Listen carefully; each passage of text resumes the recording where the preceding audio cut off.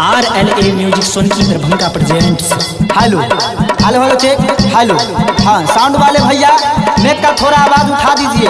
हाँ हेलो हाँ ठीक है। चलिए हमारे बाबा विश्वकर्मा के पंडाल में जितने भी श्रद्धालु आए हैं उन सभी को मेरा प्रणाम। और दोनों हाथ को ऊपर उठाते हुए पूरे मस्ती में झूमते हुए बोलेंगे क्या?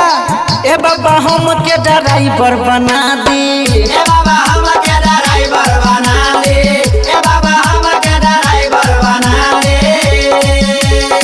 चले लगारी कैसे ही हो बता दी, चले लगारी कैसे ही हो बता दी। ए बाबा हम के ड्राइवर बना दी, ए बाबा हम के ड्राइवर बना दे, ए बाबा हम के ड्राइवर बना दे।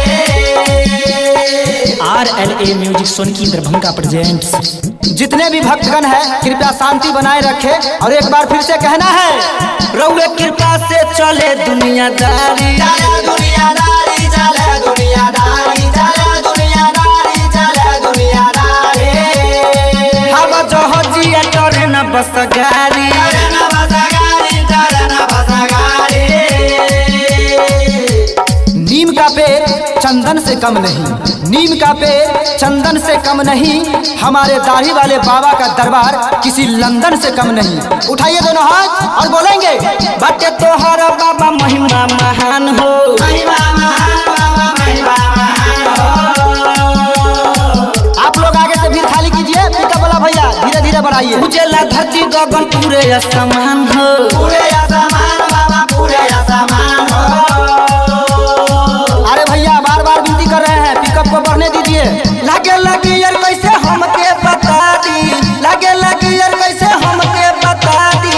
हे बाबा हमके ड्राइवर बना दी, ए बाबा हम के ड्राइवर बना दे, ए बाबा हम के ड्राइवर बना दे।